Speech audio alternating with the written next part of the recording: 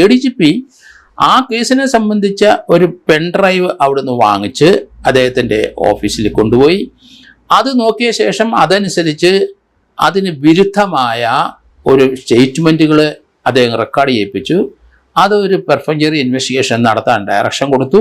അത് ശിക്ഷാർഹമാണ് തീർച്ചയായിട്ടും. അതിന് അദ്ദേഹം സമാധാനം പറയേണ്ടി വരും.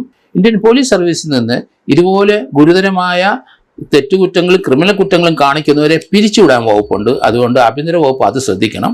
ജോർജ് ജോസഫ് സാർ, കഴിഞ്ഞ എപ്പിസോഡിൽ രക്ഷാപ്രവർത്തനത്തെക്കുറിച്ച് നമ്മൾ ചർച്ച ചെയ്തപ്പോൾ ചട്ടലംഘനത്തിന് പുറമെ കടുത്ത സുരക്ഷാ വീഴ്ച ഉണ്ടായി, അടിച്ചവർ മാത്രമല്ല കേസ് അന്വേഷിച്ച് കൂടുതൽ ഉദ്യോഗസ്ഥർ കുടുങ്ങും, രാഷ്ട്രീയ ഗുണ്ടായിസമാണ് നടന്നത്, രക്ഷാപ്രവർത്തനമല്ല എന്നൊക്കെ സാർ കൃത്യമായി സൂചിപ്പിച്ചു. ഇനി ചോദിക്കാനുള്ളത് ADGPയുടെ പങ്കിനെ കുറിച്ചാണ്.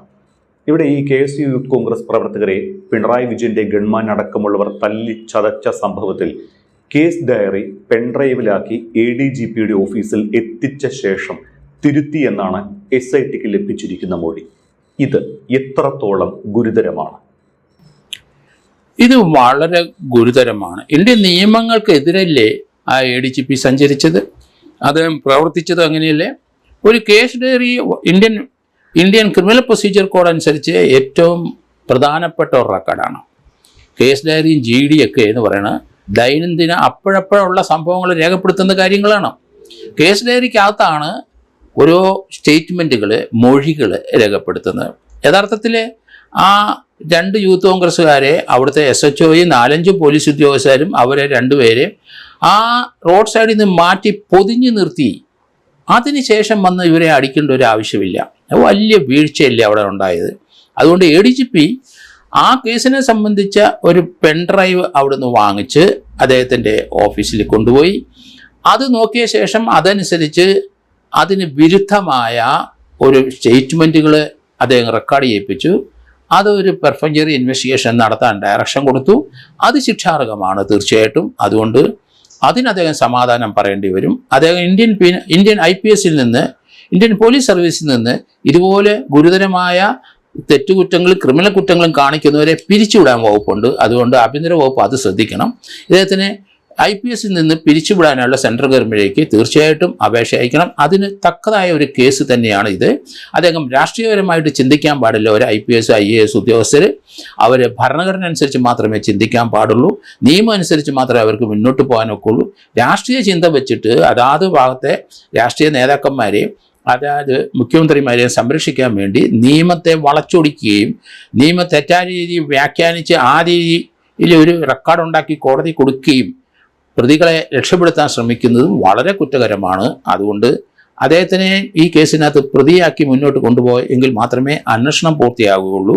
കാരണം എവിടെയാണ് തെറ്റിയെന്ന് കൃത്യമായിട്ട് ഇപ്പം വന്നു കഴിഞ്ഞു. ADGPയും അതുപോലെ DYSP വിജയൻ എന്നൊരാളുമാണ് ഇതിൻ്റെ ഒരു പെർഫഞ്ചറി ഇൻവെസ്റ്റിഗേഷൻ എല്ലാം നടത്തിയത് എന്ന് കൃത്യമാണ്. സാർ, ഇവിടെ ഈ കേസ് ഡയറി തിരുത്താൻ അന്വേഷണ ചുമതലയുള്ള ഉദ്യോഗസ്ഥർക്ക് നിർദ്ദേശം നൽകിയെന്നും റിപ്പോർട്ട് തിരുത്താൻ ആലപ്പുഴ DYSP സുനിൽ രാജിനെ ADGPയുടെ ഓഫീസിലേക്ക് 3 തവണ രഹസ്യമായി വിളിച്ചു വരുത്തിയെന്നും റിപ്പോർട്ടുണ്ട്. ഗൺമാന്മാരുടെ മർദ്ദനം ചട്ടവിരുദ്ധവും ക്രിമിനൽ കുറ്റവുമാണ് എന്ന റിപ്പോർട്ടാണ് തിരുത്തിയത് എന്നാണ് വാർത്തകൾ വരുന്നത്. മുൻ ആലപ്പുഴ SP നൽകിയ റിപ്പോർട്ടും അന്നത്തെ ആഭ്യന്തര വകുപ്പ് പൂഴ്ത്തിവെച്ചതായും പുതിയ അന്വേഷണത്തിൽ ആ ഒരു സംഘം കണ്ടെത്തിയിട്ടുമുണ്ട്. അപ്പോൾ കേസ് അട്ടിമറിക്കാൻ ശ്രമിച്ച ADGP അജിത് കുമാർ കുരുക്കിലായോ? കുരുക്കിലാണല്ലോ. അദ്ദേഹം വൻ കുരുക്കിലാണ്. അദ്ദേഹത്തിന് IPS കൊടുത്തത് എങ്ങനെയാണെന്ന് മനസ്സിലാകുന്നില്ല. ഭരണഘടന അനുസരിച്ച് പ്രവർത്തിക്കേണ്ട ഒരു വ്യക്തി കേരളത്തിലെ കുറേ വർഷങ്ങളായി പല കേസിനകത്ത് ഇടപെട്ട് അദ്ദേഹം പാർട്ടിയുടെക്കാട്ടിലും ഒരു രാഷ്ട്രീയ പാർട്ടിയെക്കാർ ചിന്തിക്കുന്നതിനെക്കാട്ടിലും കൂടുതലായി അതിനോട് ചായ്വ് കാണിച്ച് അതനുസരിച്ച് നിയമത്തെ അടിച്ചു മാറ്റി നിയമത്തെ തള്ളിക്കളഞ്ഞ് നിയമത്തിന് വിരുദ്ധമായ കാര്യങ്ങൾ ചെയ്തു കൂട്ടി ആ ഒരു രാഷ്ട്രീയമായ ചില സംരക്ഷണം ചിലർക്ക് കൊടുക്കുന്നതായിട്ടാണ് ഇതുവരെ കണ്ടിരിക്കുന്നത്. പല കേസിനകത്ത് ഇത് ഞാൻ അദ്ദേഹത്തിൻ്റെ ഈ നീക്കം കണ്ടിട്ടുണ്ട്. അതുപോലെ മാമി കേസിനകത്ത് നമുക്കറിയാം, മാമി ഒരു റിയൽ എസ്റ്റേറ്റ് ബിസിനസ്സുകാരനെ കോഴിക്കോട് മിസ്സിംഗ് ആണ്. അദ്ദേഹം വീട്ടിൽ നിന്ന് ഇറങ്ങിയ ശേഷം കണ്ടിട്ടില്ല. അദ്ദേഹം തീർച്ചയായിട്ടും അദ്ദേഹത്തിനെ കൊലപ്പെടുത്തിയിട്ടുണ്ട്. ആ ഒരു കേസ് അവിടുത്തെ ലോക്കൽ പോലീസിൽ നിന്ന് അന്വേഷണം ക്രൈംബ്രാഞ്ചിലേക്ക് പോയി. അവിടെ ഇദ്ദേഹം ആ കേസിനകത്ത് ഇടപെട്ടിട്ട് ചിലരെ ചോദ്യം ചെയ്യുന്നതിന് അദ്ദേഹം തടസ്സം നിന്നു എന്ന് പറയുന്നുണ്ട്. എന്ത് താല്പര്യത്തിനാണ് അദ്ദേഹം അങ്ങനെ ചെയ്യുന്നത്? ഇങ്ങനെയുള്ള കേസുകളൊക്കെ അദ്ദേഹം എന്തിനാണ് ഇടപെടുന്നത്? അതുകൊണ്ട് മാമി കേസിനകത്തും തീർച്ചയായിട്ടും അദ്ദേഹത്തിൻ്റെ ഡിസോണസ്റ്റ് ഇൻറ്റൻഷനോട് കൂടിയുള്ള പ്രവൃത്തി കാണുന്നുണ്ട്. അതുപോലെ തിരുവനന്തപുരം LMSൻ്റെ അവിടെ ഒരു മർഡർ ഉണ്ടായിട്ടുണ്ട്. അതിനെ സംബന്ധിക്കുന്ന ഒരു അന്വേഷണം ഇപ്പം ഹൈക്കോടതി നിർദ്ദേശമനുസരിച്ച് ക്രൈംബ്രാഞ്ചിലേക്ക് പോയിട്ടുണ്ട്. ആ കേസിനകത്ത് LMSൻ്റെ അവിടെ കത്തീഡ്രൽ പള്ളിയായിട്ട് കൺവേർട്ട് ചെയ്യാൻ ഇദ്ദേഹം കൂട്ടുനിന്നു. മ്യൂസിയം പോലീസ് സ്റ്റേഷനിലും അദ്ദേഹവും ഉൾപ്പെടെയുള്ളവർ അവിടെയുള്ള ആ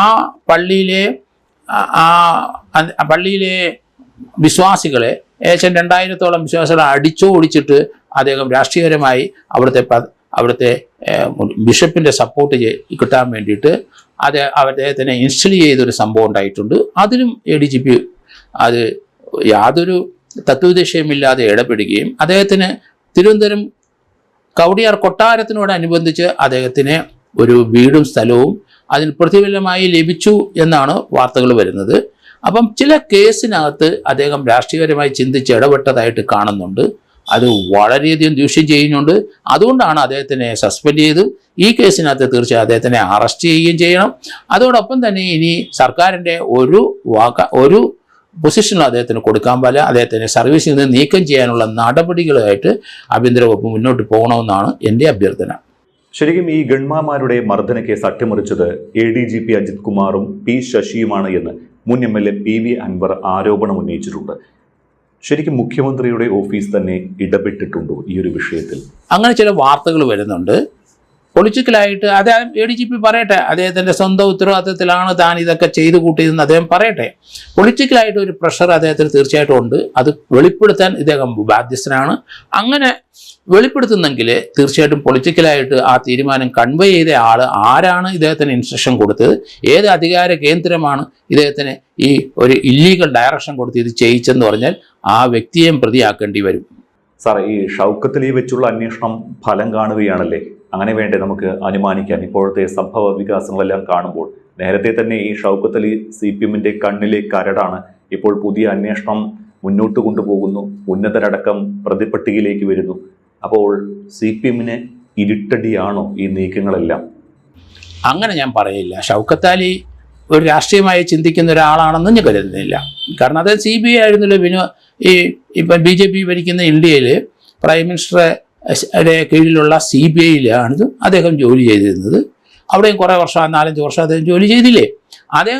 അത് ഈ TP ചന്ദ്രശേഖരൻ വധക്കേസിലെ പ്രതികളെ പിടിച്ചത് അതൊരു കൊലക്കേസിലെ പ്രതികൾ, ആരും ചെയ്യാത്ത ഒരു പ്രവൃത്തിയാണ് അദ്ദേഹം ഒരു പോലീസ് ഓഫീസർ എന്നുള്ള രീതിയിൽ അദ്ദേഹം ചെയ്തത്.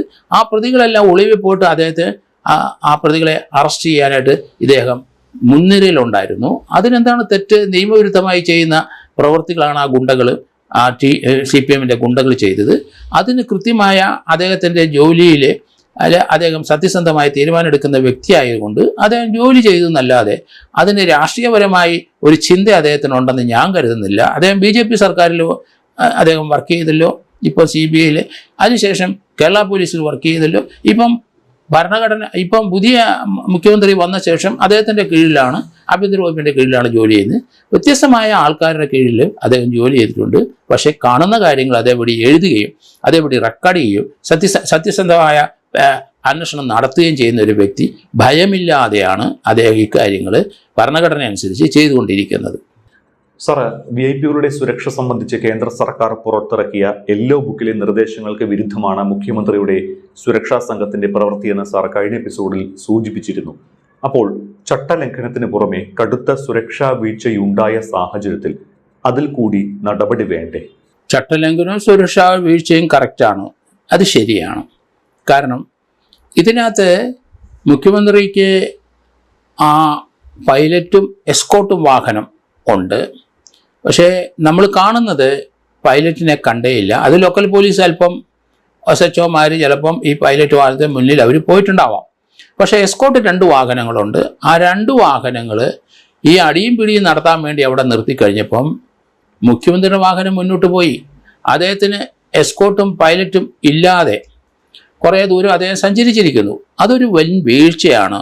ഈ ഇദ്ദേഹത്തിൻ്റെ പിന്നാലെ വന്ന അദ്ദേഹത്തിൻ്റെ പേഴ്സണൽ സെക്യൂരിറ്റി വിഭാഗത്തിൽ ആ 2 പോലീസ് ഉദ്യോഗസ്ഥന്മാർ അദ്ദേഹത്തിൻ്റെ ഒപ്പം, അല്ലെങ്കിൽ അദ്ദേഹത്തിൻ്റെ കാറിൽ അല്ലെ ബസ്സിലുണ്ടാകണം ഒരാൾ, അല്ലാതെ വേറെ പ്രത്യേക വാഹനത്തിൽ സഞ്ചരിക്കാൻ പാടില്ല.